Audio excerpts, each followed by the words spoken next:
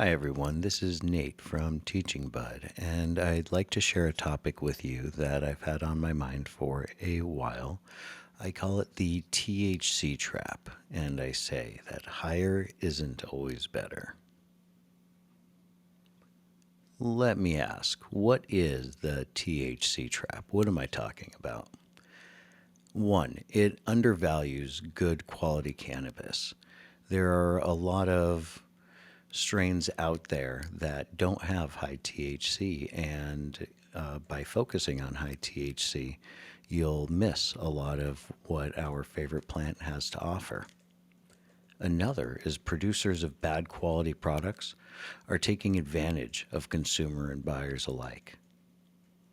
And it's almost like if the box wine industry told people it's superior because of a high alcohol content, which just simply isn't true. Let's measure some of the differences between what we might call a high satisfaction product and a high THC product. High satisfaction, something that we call terpenes, as they're known as. A lot of the chemicals that are given some credit in terms of being able to have some impact on flavoring and also being able to identify the strains that are out there. Higher terps tend to be something that you don't always find nested along high THC. In fact, there's only so much real estate in our plant, and high cannabinoid content, especially when up against all of the other plant products, plant matter, cellulose, and so far, you end up with only so much real estate by which THC, cannabinoid content, or flavors can take up. In fact, we went a step further and we tested this in a focus group. And generally, the strains that scored the highest were the ones that had lower THC and higher terpene content, not the other way around. You also get a better selection when you go and look into a high THC content. A better selection. What I mean is that you have the opportunity to get to certain strains that aren't always going to be available in a high THC or high cannabinoid format. There is a whole myriad of different cannabinoid and chemical profiles that are out there. And by only focusing on high THC, you're not really focusing on the best the industry has to offer, in my opinion. You're only getting a small cross section of what's actually out there because you're only getting so much in terms of what the plant actually offers. In fact, there's only a few strains that test high in THC. And by sticking to only high THC strains, you don't nearly end up with as enjoyable of a cross section of cannabis available to you. It can be harsh too. That same focus group I alluded to a moment ago had that to say. In fact, people who didn't know necessarily what the chemical content was of what they were smoking did in fact call high THC, low terp strains harsh.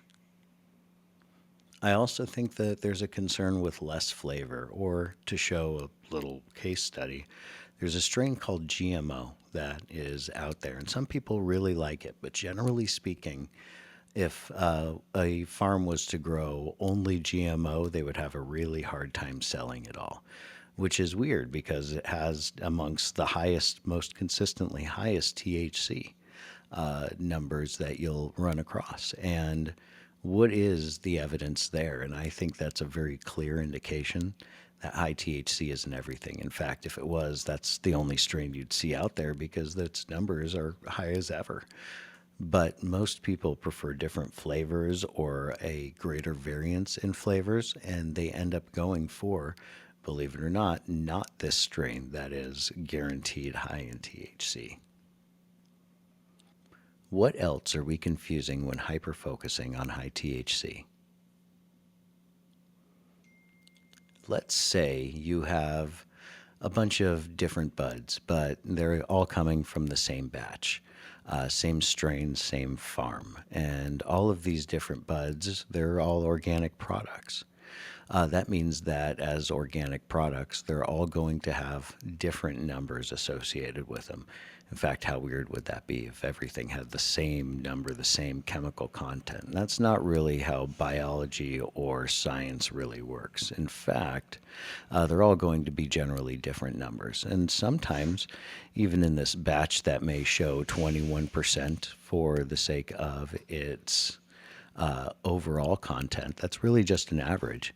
It can be an average of the 15% buds with the 27% buds and the 18s with the 24s.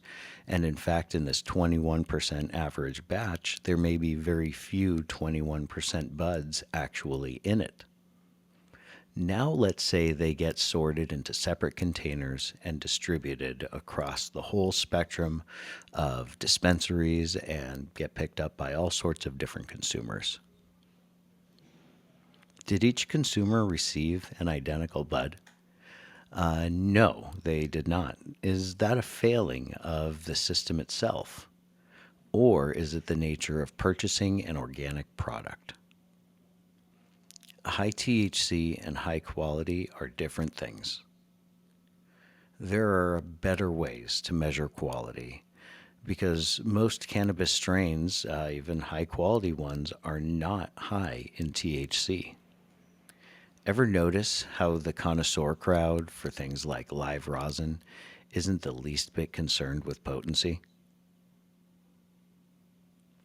Certain companies have even started taking advantage of consumers.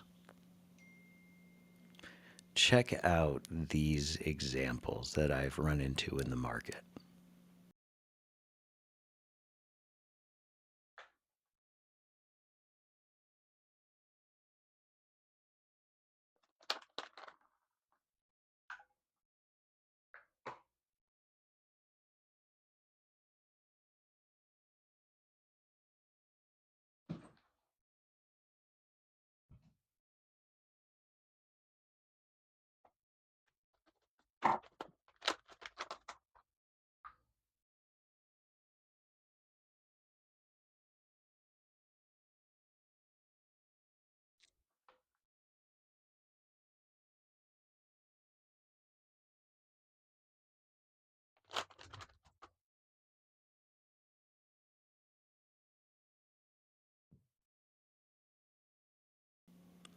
This isn't a mistake, it's a strategy, and it only works if you keep buying the lie.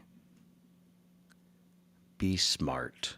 Don't let anyone try to fool you into buying their subpar products with high THC claims. Thank you for watching Teaching Bud. My name is Nate. Really appreciate everybody. Please follow us for more great cannabis science and info. And I can't wait to talk to you next time about our favorite plant. Thank you.